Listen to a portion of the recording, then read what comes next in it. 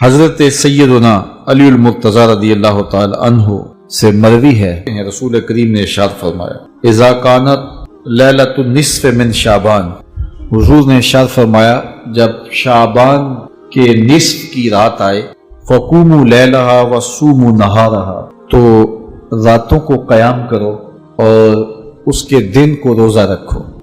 فإن اللہ تعالی ینزل فیہا لغروب الشمس الی سماء الدنیا، اللہ تعالیٰ جل شانہ نزول اجلال فرماتا ہے غروب شمس کے ساتھ ہی پہلے آسمان پر، فیقول، اور ارشاد فرماتا ہے کوئی ہے مجھ سے بخشش مانگنے والا میں اس کو بخش دوں، ہے کوئی مجھ سے رزق طلب کرنے والا میں اس کو رزق دوں، ہے کوئی مصیبت میں پھنسا ہوا میں اس کی مصیبت دور کر دوں، ہے کوئی اس مصیبت میں پھنسا ہوا ہے کوئی اس ضرورت کا حامل، تو یہ اللہ تعالیٰ ارشاد فرماتا رہتا ہے یہاں تک کہ فجر طلوع ہو جاتی ہے، تو طلوع فجر تک اس رات کو اللہ کی رحمتیں آواز دیتی ہیں۔ آج کی بابرکت شب نور، شب برات کے نام سے معروف اور مشہور ہے۔ اس بابرکت شب کے دامن میں اتنی برکتیں اور اتنی رحمتیں ہیں کہ اللہ جل شانہ گناہ گاروں کو جہنم کی آگ سے آزاد فرما دیتا ہے۔ ام المومنین سیدہ طیبہ طاہرہ سیدہ عائشہ صدیقہ رضی اللہ تعالی عنہا فرماتی ہیں ایک دن میں دیکھا کہ حضور میرے حجرہ میں نہیں ہیں، تو میں حضور کو تلاش کرنے نکلی۔ جنت البقیع میں آسمان کی طرف سر اٹھائے حضور اللہ سے التجائیں کر رہے تھے۔ مجھے دیکھا تو ارشاد فرمایا عائشہ کیا تم نے یہ سمجھا کہ اللہ کا رسول تم سے زیادتی کرے گا؟ فرماتی ہیں میں نے عرض کی یا رسول اللہ صلی اللہ علیہ وسلم میں یہ سمجھا شاید آپ کسی زوجہ محترمہ کے حجرہ میں تشریف لے گئے ہیں۔ فرمایا آج لیلۃ النصف من شعبان، شعبان کی 15ویں رات ہے، درمیانی شب ہے۔ اس رات کو اللہ تعالی جل شانہ آسمان دنیا پہ نزول اجلال فرماتا ہے اور قبیلہ بنو کلب کی بکریوں کے بالوں سے زیادہ لوگوں کو جہنم کی آگ سے آزاد کر دیتا ہے۔ قبیلہ بنو کلب عرب کا بہت بڑا قبیلہ تھا جو بھیڑ بکریاں پالتے تھے اور لاکھوں کی تعداد میں ان کی بکریوں اور بھیڑوں کے ریوڑ تھے، تو اس قبیلے کی بکریوں کے بالوں سے بھی زیادہ گناہ گاروں کو جہنم کی آگ سے آزاد کر دیا جاتا ہے۔ تو یہ وہ بابرکت شب رحمت ہے، شب نور ہے، جس کے دامن میں اتنی برکتیں ہیں کہ کوئی محروم نہیں رہتا۔ صرف وہ بد نصیب لوگ جو شرک میں مبتلا ہیں، جو سخت کینہ پرور ہیں، جو قطع رحمی کرتے ہیں، قاتل ہیں، عادی شرابی یا بدکار ہیں، انہیں اس مبارک رات میں محروم رکھا جاتا ہے، ورنہ اللہ کی رحمتوں کا عموم اس بابرکت راتوں میں اس قدر ہوتا ہے کہ کوئی گناہ گار جو اس کے حضور ہاتھ دعا کے لیے اٹھاتا ہے اور اپنا دامن پھیلا کے اس کی رحمتیں مانگتا ہے، اسے محروم نہیں رکھا جاتا، بلکہ اللہ سب گناہ گاروں کو جہنم کی آگ سے آزاد کر دیتا ہے۔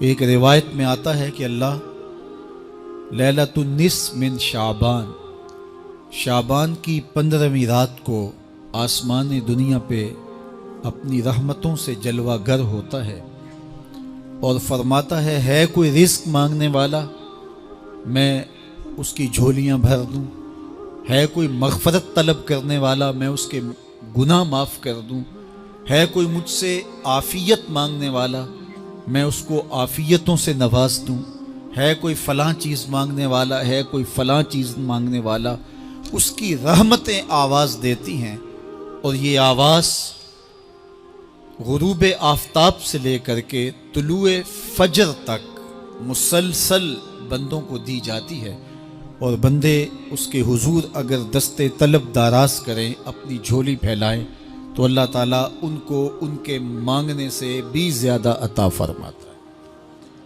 اس امت کو اللہ تعالیٰ نے اس طرح کی راتیں دے کر کے مغفرت، بخشش، غفران اور رحمتوں کی فراوانی نصیب کی ہے۔ میرے حضور نے ارشاد فرمایا، ایک شخص صبح سے لے کے ظہر تک مزدوری کرتا ہے، اس کو ایک کی رات ملتا ہے۔ ایک ظہر سے لے کر عصر تک مزدوری کرتا ہے، اس کا وقت تھوڑا ہے لیکن اس کو بھی ایک کی رات ملتا ہے۔ اور تیسرا شخص عصر سے لے کر مغرب تک مزدوری کرتا ہے، اس کو 2 کی رات ملتے ہیں، جبکہ اس کا وقت دونوں سے کم ہے۔ فرمایا پہلی مثال یہود کی ہے، دوسری مثال نصارہ کی ہے، اور تیسری مثال میری امت کی ہے کہ اس کو تھوڑے عمل پر زیادہ ثواب دیا جاتا ہے۔ تو یہود اور نصارہ نے اس پہ برا منایا، تو حضور علیہ السلام نے فرمایا کہ اللہ نے ان کے اجر میں تو کمی نہیں کی، لیکن مسلمانوں کو زیادہ اجر دے دیا، تو یہ اس کی کرم نوازی ہے۔ تو یہ تھوڑے وقت کی عبادتیں اور چند راتوں کی بیداری اور مخصوص اوقات میں اللہ کے حضور عبادت و ریاضت ایک گناہگار کو کہاں سے کہاں تک پہنچا دیتی ہے، اس کے گناہوں کی معافی کا ذریعہ بھی بنتی ہے اور درجات کی بلندی کا سبب بھی۔ دیکھیے لیلۃ القدر ایک رات 1000 مہینے کی عبادتوں سے بہتر قرار پاتی ہے۔ اسی طرح دیگر مواقع ہیں کہ اللہ تعالیٰ اس امت کے لیے رکھے ہیں، رحمت رب بہانہ می طلب، اور یوں بھی پڑھا گیا رحمت رب بہانہ می طلب۔ اس کی رحمتیں قیمت نہیں مانگتی اور اس کی رحمتیں بہانہ تلاش کرتی ہیں، تو وہ اپنے بندوں کو بخشنے پہ آمادہ ہے اگر وہ اپنا دامن طلب پھیلائیں۔ قرآن مجید میں ایک مقام دیکھیے کتنا دل آویز ہے، فرمایا ما یفعل اللہ بعذابکم، اللہ تمہیں عذاب دے کے کیا کرے گا؟ اس کی یہ چاہت نہیں ہے کہ تمہیں عذاب میں مبتلا کرے، اس کی چاہت یہ ہے کہ تم اس کی چوکھٹ پہ آؤ، جھولی پھیلاؤ، اس سے خیرات اور رحمت مانگو، اور وہ تمہارے ماضی کے سارے گناہ معاف کر کے، ساری غلطیاں معاف کر کے تمہیں اپنی رحمتوں سے مالا مال فرما دے۔ تو وہ بندوں کو بخشنے پہ، بندوں کی مغفرت کرنے پہ آمادہ ہے، اور اس کی رحمتیں بہانے تلاش کرتی ہیں۔ اللہ اکبر۔ اور دوسری جانب اس کے بندے، اس کے مملوک، اس کی مخلوق، اور مخلوق کی گناہگار اور نیکوکار اس کی رحمتوں کے طالب ہوتے ہیں، بلکہ وہ گناہ کرنے کے بعد جب معافی مانگتے ہیں تو اللہ کو یہ معافی بہت پسند ہے۔ معافی مانگنا، اس کے حضور اپنے دامن کو پھیلانا، وہ اس کو بہت زیادہ محبوب ہے۔ انسان کی فطرت کے اندر گناہ رکھا گیا ہے۔ آگ، ہوا، مٹی، پانی، یہ ان 4 چیزوں کا مرکب ہے۔ اس کے جو عناصر ہیں اس میں کبھی اعتدال قائم نہیں رہتا اور اس سے گناہ سرزد ہو جاتے ہیں۔ گناہ کرنے کے بعد بندے کا اس گناہ پہ اصرار کرنا، اڑ جانا، ضد کرنا، توبہ نہ کرنا اللہ کو یہ پسند نہیں، لیکن اگر اس سے گناہ سرزد ہو جائے تو پھر وہ توبہ کر لے تو اللہ کو یہ بہت زیادہ پسند ہے۔ جو اس سے ہو سکے نیکی وہ اللہ کے حضور پیش کرے، لیکن اس کے اندر جو شر رکھی گئی ہے، اس کے اندر جو قوتیں گناہ کی رکھی گئی ہیں، اس سے اگر اس سے گناہ سرزد ہو جائے تو پھر وہ اللہ سے توبہ کرے، اللہ کی طرف رجوع کرے، تو اللہ اس کی توبہ کو نہ صرف قبول کرتا ہے بلکہ اس کے گناہوں کو معاف کرتا ہے اور گناہوں کو بدل کے نیکیوں میں تبدیل کر دیتا ہے۔ جب گناہ نیکیوں میں تبدیل ہو گئے تو جتنا بڑا گناہ گار تھا اتنا بڑا نیکوکار ہو گیا۔ حضرت سیدنا عمر رضی اللہ تعالیٰ عنہ بازار میں جا رہے تھے تو ایک شرابی نے ہاتھ میں بوتل پکڑی تھی شراب کی، تو حضرت عمر ہاتھ میں درہ رکھتے تھے اور آپ کا جاہ و جلال دیدنیت ہوتا، تو جو ہی حضرت عمر رضی اللہ تعالیٰ عنہ کو اس نے دیکھا تو ڈر گیا اور دل ہی دل میں کہا اے اللہ آج عمر کے قہر سے بچا لے، میں تیری بارگاہ میں سچی توبہ کرتا ہوں، اور جلدی سے شراب کو بغل میں چھپا لیا۔ اتنے میں حضرت عمر سر پہ پہنچ گئے اور گرج کر کڑک کے کہا کہ یہ تیری بغل میں کیا ہے؟ چونکہ اس کو بوتل چھپاتے دیکھا تھا تو وہ ڈر گیا اور ڈرتے ڈرتے کہنے لگا حضرت یہ سرکہ ہے۔ اب تھی تو شراب، لیکن ڈرتے ہوئے بولا حضرت سرکہ ہے۔ تو حضرت عمر نے کہا نکال۔ جب نکالا تو شراب نہیں تھی، واقعی سرکہ بن چکا تھا۔ تو جب اللہ کے حضور کوئی توبہ کرتا ہے، اللہ اس کے گناہوں کو بدل کے نیکیوں میں تبدیل کر دیتا ہے۔ حدیث پاک میں آتا ہے کہ قیامت کے دن اللہ ایک شخص کو کہے گا کہ اپنا نامہ اعمال پڑھ، تو وہ نامہ اعمال پڑھنے لگ جائے گا۔ تو نامہ اعمال کے اندر چھوٹے گناہ بھی ہوں گے، بڑے گناہ بھی ہوں گے۔ تو اللہ سے حیا کرتے ہوئے، شرم کرتے ہوئے وہ بڑے بڑے گناہوں کو چھوڑتا جائے گا اور چھوٹے چھوٹے گناہوں کو پڑھتا رہے گا۔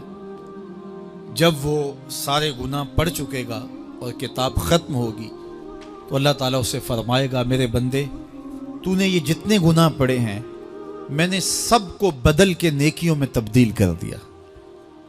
تو بندہ کہے گا اللہ ابھی تو میرے بڑے بڑے گناہ رہتے ہیں جو میں نے پڑھے ہی نہیں۔ فَضَحِكَ النَّبِيُّ حَتَّى بَدَتْ أَنْيَابُهُ، حضور جب یہ بیان فرما رہے تھے تو حضور اتنا مسکرائے کہ صحابہ نے حضور کی داڑھیں دیکھ لی۔ تو پہلے وہ بڑے بڑے گناہ چھوڑے جا رہا تھا، لیکن جب اللہ فرمائے گا کہ میں تیرے گناہوں کو بدل کے نیکیوں میں تبدیل کر دیا، تو وہ کہے گا ابھی تو بڑے بڑے گناہ رہتے جو میں نے ابھی پڑھے ہی نہیں۔ تو جب کوئی بندہ اس کے حضور توبہ کرتا ہے، اللہ یہ نہیں دیکھتا اس نے گناہ کتنے کیے ہیں، یہ دیکھتا ہے بندہ آیا میری چوکھٹ پہ ہے تو اللہ اس کے پچھلے سارے گناہ معاف فرما دیتا ہے۔ اللہ اکبر۔ میرے اور آپ کے آقا و مولا نے اللہ کے حضور توبہ کرنے اور اس پر اللہ کی خوشی اور اللہ کی خوشنودی کا ذکر کرتے ہوئے ایک مثال بیان فرمائی کہ ایک شخص صحرا میں سفر کر رہا تھا، تو وہ ایک درخت کے نیچے دوپہر کاٹنے کے لیے، سستانے کے لیے رک گیا اور درخت کے ساتھ اپنے اونٹ کو باندھ دیا اور خود لیٹ گیا تاکہ دوپہر کاٹ لوں۔ تھوڑی دیر کے بعد جب اس کی آنکھ کھلی تو اس نے کیا دیکھا کہ اونٹ ماں ساز و سامان کے ساتھ غائب ہے۔ اب صحرا میں اونٹ کا گم ہو جانا گویا زندگی چلے جانے کے مترادف ہے۔ تو اس نے دائیں بائیں بھاگ دوڑ کے دیکھا کہ کہیں اونٹ کا نشان مل جائے، لیکن اونٹ کا نشان نہیں ملا۔ تا حد نظر کوئی انسانی آبادی نہیں۔ وہ بھاگا اور تھک ہار کے دوبارہ اسی درخت کے نیچے بیٹھ گیا اور پیاس سے ہلکان ہوا جا رہا تھا اور درخت کے ساتھ ٹیک لگا کے لیٹ گیا اور موت کا انتظار کرنے لگا۔ جن لوگوں نے صحرا کا سفر کیا ہے ان کو اس بات کا اندازہ ہوگا کہ کئی 100 میل تک انسانی آبادی ہی نہیں، اب نہ کچھ کھانے کے لیے بچا نہ کچھ پینے کے لیے بچا، اونٹ بھی غائب ہو گیا، توشا بھی ساتھ ہی چلا گیا، تو اب ظاہر ہے سیدھی موت ہی نظر آ رہی ہے۔ تو وہ اس درخت کے ساتھ ٹیک لگا کے بیٹھ جاتا ہے اور موت کا منتظر ہوتا ہے۔ تھوڑی دیر کے بعد پھر اس کی دوبارہ آنکھ لگ جاتی ہے۔ جب دوبارہ آنکھ لگتی ہے تو تھوڑی دیر بعد پھر آنکھ کھلتی ہے۔ جب دوبارہ آنکھ کھلتی ہے تو دیکھتا ہے کہ اونٹ جو گما تھا ماں ساز و سامان کے اس کے پاس کھڑا ہے۔ تو صحرا میں اس حالت میں اونٹ کا مل جانا زندگی مل جانے کے مترادف ہے۔ تو وہ اتنا خوش ہوا کہ خوشی کی انتہا نہ رہی، بلکہ مسرتوں کے ہجوم میں درک گیا اور کہنے کیا لگا اللہم انت عبدی وانا ربک، اے اللہ تو میرا بندہ اور میں تیرا رب۔ کہنا تو یہ تھا کہ تو میرا رب اور میں تیرا بندہ، لیکن مسرتوں کا ہجوم ہی اتنا تھا، خوشیوں کا ہجوم ہی اتنا تھا کہ زبان پہ قابو نہ رہا۔ کسی کے آنے سے ایسے ہوش اڑے ساقی کے، شراب سیخ پہ ڈالی اور بوتل میں کباب۔ کہنا یہ تھا اللہم انت ربی وانا عبدک، لیکن اس قدر خوش ہوا جب بھی تیری قربت کے امکان نظر آئے ہم اتنے خوش ہوئے کہ پریشان نظر آئے۔ تو کہنا یہ تھا کہ اے اللہ تو میرا رب اور میں تیرا بندہ، لیکن خوشیوں کے ہجوم میں وہ کہتا ہے اللہم انت عبدی وانا ربک، اے اللہ تو میرا بندہ اور میں تیرا رب۔ حضور یہ بات بیان کرنے کے بعد صحابہ سے پوچھتے ہیں کہ ذرا بتاؤ اس بندے کو کتنی خوشی ہوئی کہ خوشی میں زبان بھی قابو نہ رہی اور اپنے آپ پہ کنٹرول نہ رہا، اور خوشیوں کے ہجوم میں اسے یہ بھی پتہ نہیں چل رہا کہ وہ کیا بول رہا ہے۔ تو صحابہ نے عرض کی حضور بہت زیادہ اسے خوشی ہوئی۔ تو میرے حضور نے یہ بات کرنے کے بعد ارشاد فرمایا جس طرح اس کو گما ہوا اونٹ ملا اور اس کی خوشی کی انتہا نہ رہی، تو فرمایا جب کوئی شخص توبہ کرتا ہے اور اللہ کے حضور پلٹ کے آتا ہے، گناہوں سے معافی مانگ کے اس کی دہلیز پہ آتا ہے، میرے حضور نے فرمایا اللہ اس سے بھی زیادہ خوش ہوتا ہے کہ میرا بندہ میری چوکھٹ پہ آ گیا۔ آپ نے نام سنا ہوگا محمود غزنوی اور ایاز کا، ان کا باہم محبت کا رشتہ بہت گہرا تھا۔ ایاز ٹوٹ کے چاہتا تھا بادشاہ کو، اب دیگر مصاحبین حسد کرتے تھے، بغض رکھتے تھے، وہ کہتے تھے یہ کوئی کیا اس میں کرشمہ اور کمال ہے کہ بادشاہ اس کو اتنا ہی چاہتا ہے۔ تو بادشاہ جب ان وزراء کا مشیروں کا حسد حد سے بڑا ہوا دیکھا تو ایک دن سب کو اپنے دربار میں حاضر کیا۔ دربار میں ایک تالاب تھا، تو اس میں مٹھی بھر کے موتیوں کی پھینک دی اور ایک ایک وزیر کو کہا کہ یہ موتی نکال کے لاؤ اور یہ خیال کرنا کہ تمہارا لباس بھی تمہارا بدن بھی نہیں بھیگنا چاہیے۔ تو سب نے کہا کہ یہ عجیب بات ہے کہ حوض کی تہہ سے موتی نکال کے لائیں اور لباس بھی نہ بھیگے اور بدن بھی نہ بھیگے، یہ تو لازمی ہوگا۔ پھر دوسرے وزیر کو کہتا کہ یہ موتی نکال کے لاؤ، تمہارا لباس بھی نہیں بھیگنا چاہیے، تمہارا بدن بھی نہیں بھیگنا چاہیے۔ تو وہ آگے سے حجت کرتا یہ کیسے ہو سکتا ہے کہ بدن بھی اور لباس بھی نہ بھیگے اور موتی بھی نکال لاؤں؟ تیسرے کو، چوتھے کو، پانچویں کو، ہر ایک آگے سے حجت کرے یہ کیسے ہو سکتا ہے؟ پھر ایاز آ گیا تو بادشاہ نے ایاز کو کہا کہ یہ موتی نکال کے لانے ہیں اور تمہارا لباس بھی اور تمہارا بدن بھی نہیں بھیگنا چاہیے۔ ایاز نے فوراً چھلانگ لگائی اور موتی نکالے۔ جب باہر نکلا تو بدن اور لباس پانی سے نچڑ رہا تھا، تو ایسے موتی بادشاہ کو پیش کیے اور بدن کپ کپا رہا تھا۔ تو بادشاہ بڑے غصے سے کہا کہ ایاز تمہارا بدن بھیگ گیا، تمہارے کپڑے بھی بھیگ گئے، میں نے کہا تھا لباس بھی نہیں بھیگنا چاہیے، کپڑے بھی نہیں بھیگنے چاہیے۔ تو ایاز بڑی لجاجت سے عرض کرنے لگا بادشاہ سلامت، آپ کے دو حکم تھے، ایک یہ کہ موتی نکال کے لانے ہیں، دوسرا حکم یہ تھا کہ لباس اور کپڑے بھیگنے نہیں چاہیے۔ تو ایک حکم میں نے پورا کر دیا ہے، دوسرے کی معافی چاہتا ہوں۔ تو صاحب اللہ نے حضرت انسان کے سینے میں جذبات کا ایک جہاں آباد کیا ہے، شیطان کو بھی انسان کے پیچھے لگا دیا اس کی آزمائش کے لیے، اس کے امتحان کے لیے۔ نفس بھی اس کے اندر موجود ہے، اور دوسری جانب اس کو گناہوں سے منع بھی کیا اور نیکی کی تلقین بھی کی۔ اب کتنی مشکل زندگی ہے حضرت انسان کی، آئی جان شکنجے اندر جویں ویلنے دے وچ گنا، کتنی مشکل زندگی ہے۔ خواہشیں ہیں کہ آوارہ ہیں، آرزویں ہیں کہ بے قابو ہیں، اور دوسری جانب اللہ کا حکم ہے۔ اب کیا کرے؟ تو گناہ کرنے کے بعد پھر اللہ کے حضور توبہ کر لے، جو ممکن ہو وہ نیکی کرے اور گناہ سے مقدور بچنے کی کوشش کرے، لیکن بشری تقاضوں کے تحت اگر اس سے گناہ کبھی سرزد ہو جائے تو اس پر اکڑے نہ اور اس پہ مصر نہ رہے، اس پہ اصرار نہ کرے، بلکہ فوراً اللہ کے حضور توبہ کرے۔ گناہ کرنے کے بعد بندہ جب توبہ کرتا ہے، التائب من الذنب کمن لا ذنب لہ، تو وہ ایسے ہوتا ہے جس طرح اس نے گناہ کیا ہوا ہی نہیں۔ بندہ 100 بار گناہ کر کے توبہ کرے، اللہ 100 بار معاف فرما دے۔ وہ کریم ہے، 70 ماؤں سے زیادہ پیار کرتا ہے۔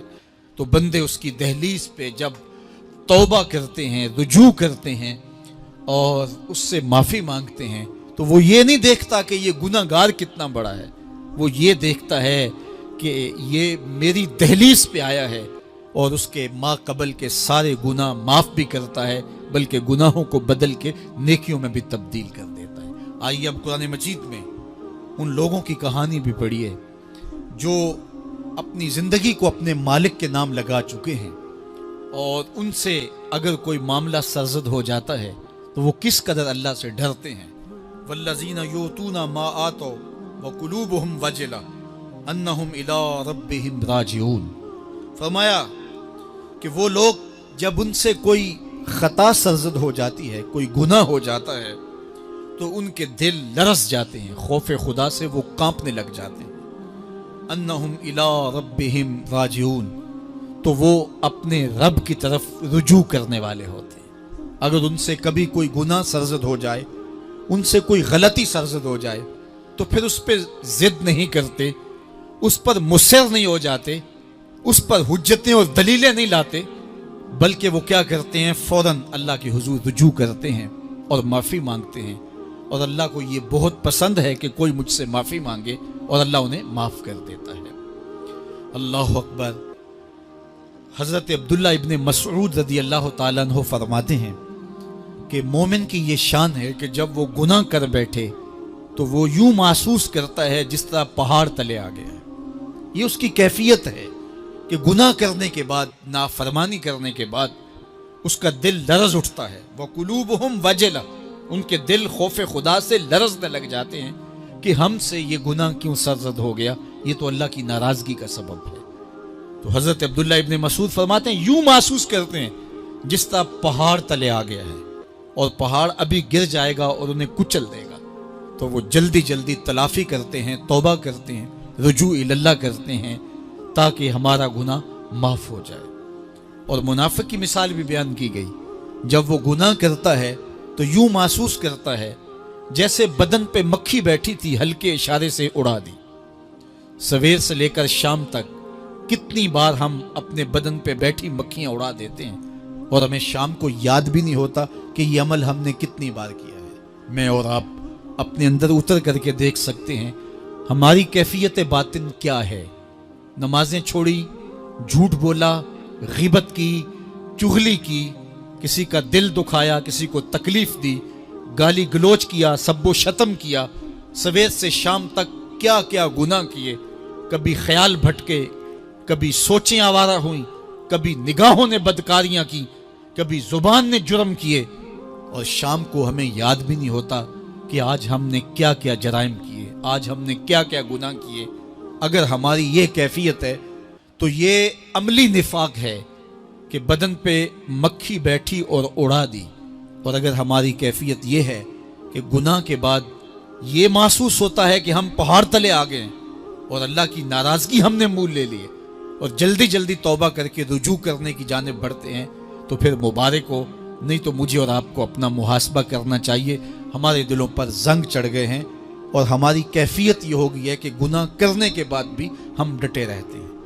جبکہ زندگی اصحاب رسول کی دیکھیے ان سے بھی کبھی کوئی خطا سرزد ہو جاتی تو وہ فوراً اس گناہ کی تلافی کے لیے حضور کی بارگاہ میں حاضر ہو جاتے.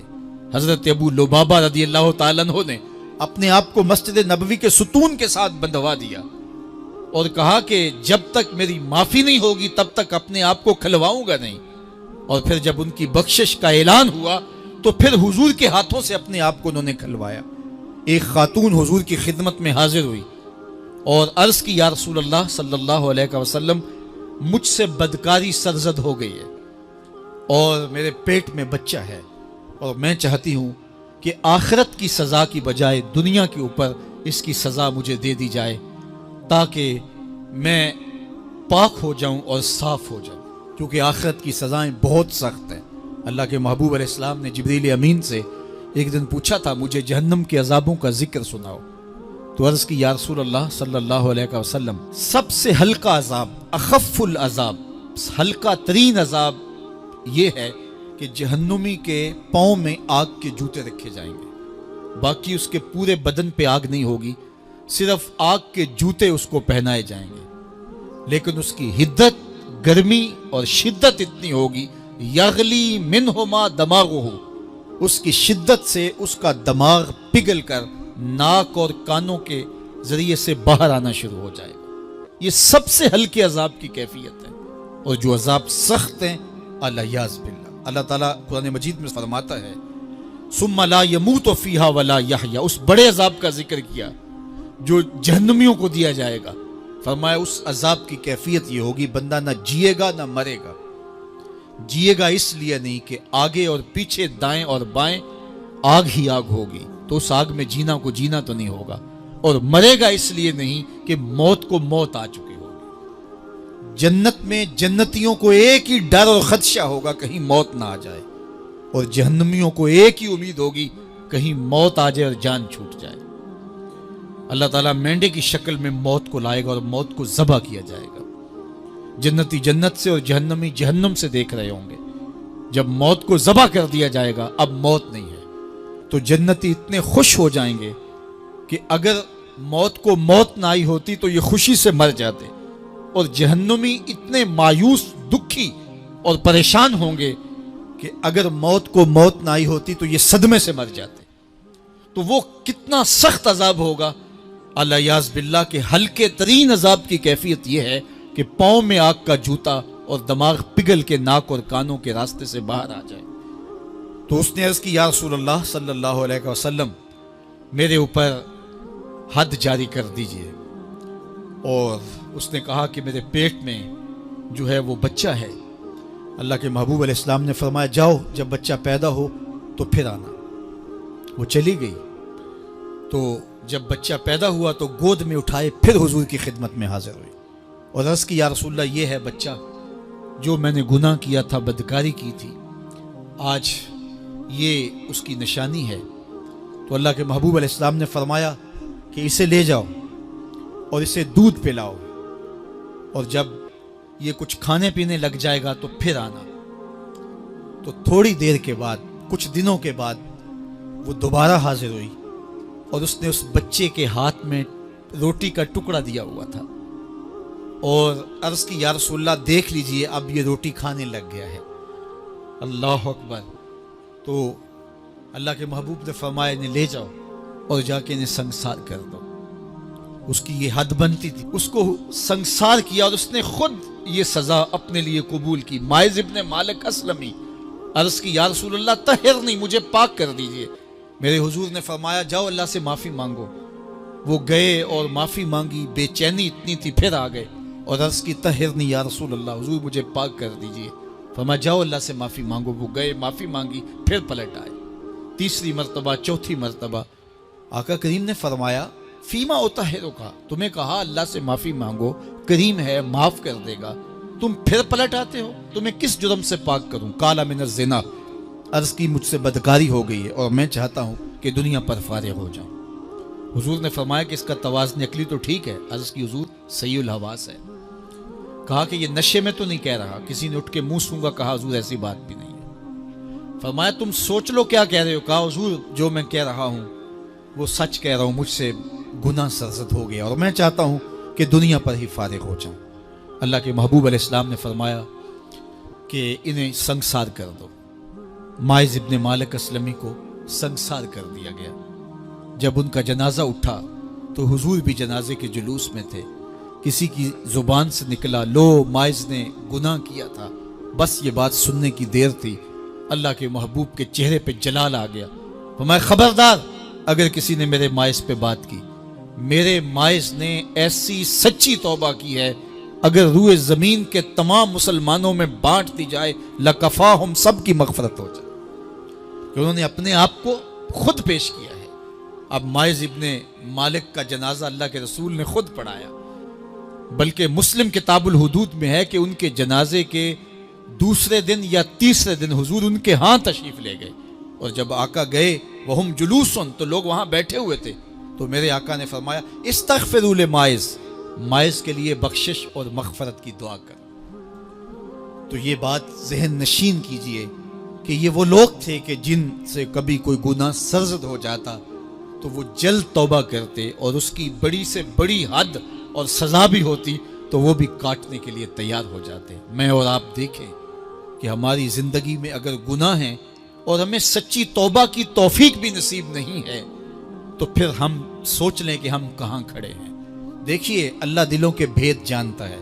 سچی توبہ یہ ہے کہ جو کیے پر ندامت ہو اور آئندہ نہ کرنے کا عزم مصمم ہو، پکا ارادہ ہو کہ یہ گناہ زندگی میں دوبارہ نہیں کروں گا. الگ بات ہے کہ پھر دوبارہ اس سے سرزد ہو جائے، لیکن جب وہ توبہ کر رہا ہو تو اس وقت اس کا پختہ عزم ہو اور اس کے دل کے کسی گوشے میں نہ ہو کہ چلو میں توبہ کر لیتا ہوں اور پھر ہو گیا تو پھر کر لوں گا، پکا عزم ہو کہ دوبارہ یہ گناہ نہیں کروں گا۔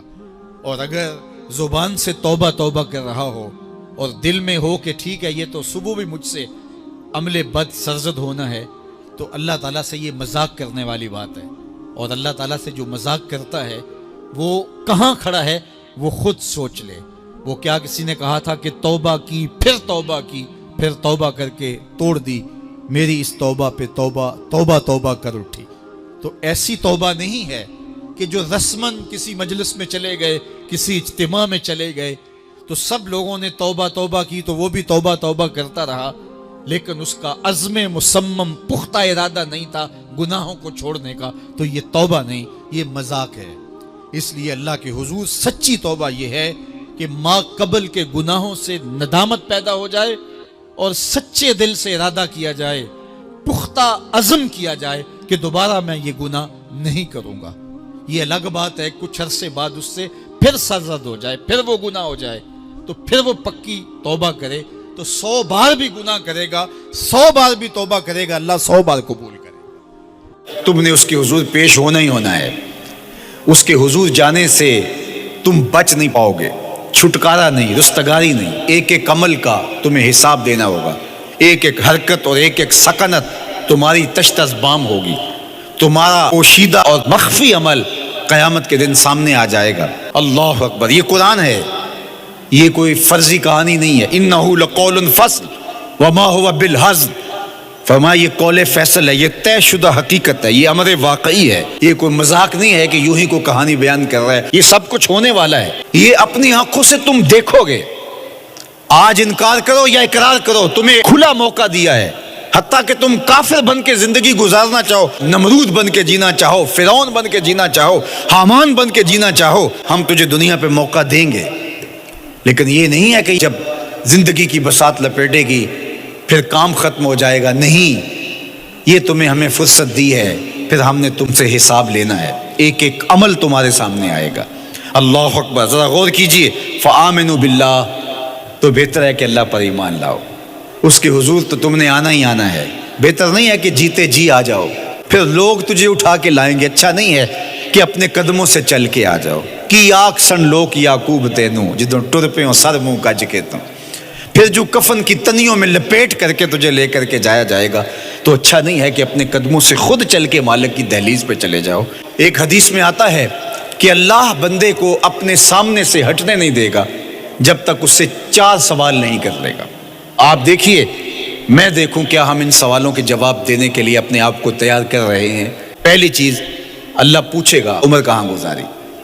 دوسرا سوال، اللہ تعالیٰ علم کے بارے میں پوچھے گا، جو پڑھا تھا بتا عمل کہاں تک کیا، خلوت جلوت زندگی شام و سحر تیرے اس سیکھے ہوئے علم کی مطابقت میں تھے یا علم عزت دولت کمانے کے لیے پڑھا تھا۔ تیسری بات، اللہ پوچھے گا مال کمایا کیسے، اور مجھے بتا مال خرچ کہاں کیا۔ آج لوگ نیب سے ڈرتے ہیں کہ ہم سے پوچھ نہ لیا جائے کہ یہ آیا کہاں سے، منی ٹریل پیش کرو، یہاں ہم بچ جائیں گے۔ کوئی مکر، کوئی دھندا، کوئی فریب چل جائے گا، کوئی پریشر، کوئی افرادی قوت، کوئی سیاسی اثر و رسوخ، کوئی رشوت، کوئی سفارش، کچھ نہ کچھ تو راستہ نکل ہی آئے گا۔ اور آج کی دنیا میں صرف یہی پوچھا جاتا ہے کمایا کہاں سے، یہ نہیں پوچھا جاتا خرچ کہاں کیا، جیسے چاہو خرچ کرو، لیکن وہاں سوال ہوگا وَفِيمَا أَنفَقَهُ، خرچ کہاں کیا، یہ سوال بھی کیا جائے گا۔ وَعَنْ جِسْمِهِ فِيمَا أَبْلَاهُ، اور جسم کے بارے میں پوچھا جائے گا، اس جسم کو دی ہوئی توانائیوں کو خرچ کہاں کیا۔ بعض روایت میں عَنْ شَبَابِهِ فِيمَا أَبْلَاهُ، جوانی کے بارے میں پوچھا جائے گا، تیری جوانی کے خوبصورت دن کہاں گزرے، مجنو بن کے چوکوں میں کھڑا تو نہیں رہا، پارکوں کے گرد پروانوں کی طرح گھومتا تو نہیں رہا، تیری نظر بدکاریاں تو نہیں کرتی رہی، اپنی خواہشات کا غلام بن کے زندگی تو نہیں گزاری، تیری ساری ساری رات 4 انچ کی سکرین کے اوپر بدکاریاں کرتے بسر تو نہیں ہوئی، پوچھا جائے گا بتا جوانی کہاں گزری؟ جوانی مستانی ہے یہ کہہ کر کے تو نے ہر ضابطے سے چھٹی تو نہیں کر لی تھی، یا جوانی کے تقدس کو تو نے محفوظ کیا اور راتوں کی تنہائیوں میں اللہ کے حضور سجدہ ریزی کرتا رہا؟ میرے اور آپ کے آقا و مولا نے فرمایا جو جوان جوانی میں توبہ کرے وہ اللہ کو محبوب ہے۔ اللہ اکبر۔ اور اللہ جن 7 لوگوں پر اپنے عرش کا سایہ کرے گا ان میں سے ایک شخص کا ذکر کرتے ہوئے فرمایا وَشَابٌ نَشَأَ فِي عِبَادَةِ اللَّهِ، وہ جوان جس کی جوانی اللہ کی عبادت میں گزری، قیامت کے دن جب کوئی سایہ نہیں ہوگا اللہ اسے اپنے عرش کا ٹھنڈا سایہ عطا فرمائے گا۔ میرے مخاطبین جو اس وقت میرے سامنے موجود ہیں بالمشافہ، اور پوری دنیا کے اندر جو اس وقت مجھے دیکھ رہے ہیں، ان میں زیادہ تر تعداد نوجوانوں کی ہے، تو میں آپ سب سے مخاطب ہوں اور آپ کو کہتا ہوں کہ یہ جوانی دوبارہ نہیں ملنی۔ بندہ کہتا ہے بڑھاپا آئے گا دیکھ لیں گے، جس طرح ہر چیز کا سرور جوانی میں ہوتا ہے، ہر چیز کا لطف بندہ کہتا ہے جوانی میں ہے، سجدوں کا جو لطف جوانی میں ہے وہ کسی اور زمانے میں نہیں ہے۔ اپنی پیشانی کو سجدوں سے آشنا کرو، اپنی جوانی کو مثل سحر بے داغ رکھنا، اپنے شباب کو الجھنے نہ دینا، اپنے شباب کے تقدس کو پامال نہ ہونے دینا۔ اس کائنات کا بہترین چہرہ وہی ہے جو جنسی کالک سے محفوظ ہے۔ اپنے تقدس کو مجروح نہ ہونے دینا۔ تمہاری زندگی شبنم سے پاکیزہ تر رہے، سحر سے پاکیزہ تر رہے، تمہاری جوانی اتنی خوبصورت ہو کہ محمد عربی کو رشک آئے تمہاری جوانی پر۔ اپنی جوانی کو آوارگی میں بسر نہ کرنا، اپنی اس جوانی کو دین کے لیے وقف کرنا، سحری کے سجدوں میں آنسو بہا کر کے جوانی کا لطف کشید کرنا۔ جوانی کا لطف اور مزہ رب کے ساتھ محبت اور رب کے ساتھ عشق کرنے میں ہے۔ جوانی کے اندر دل کی بے تابیاں، دل کی بے چینیاں اور دل کی بے قراریاں ذرا مسلح پہ لے کے آؤ۔ عشق کرنا ہے تو کسی آوارہ سے نہیں، عشق کرنا ہے تو رب العالمین سے کرو، آمنہ کے لال سے کرو، تو پھر دیکھنا کہ یہ جوانی کیا نور بخشتی ہے۔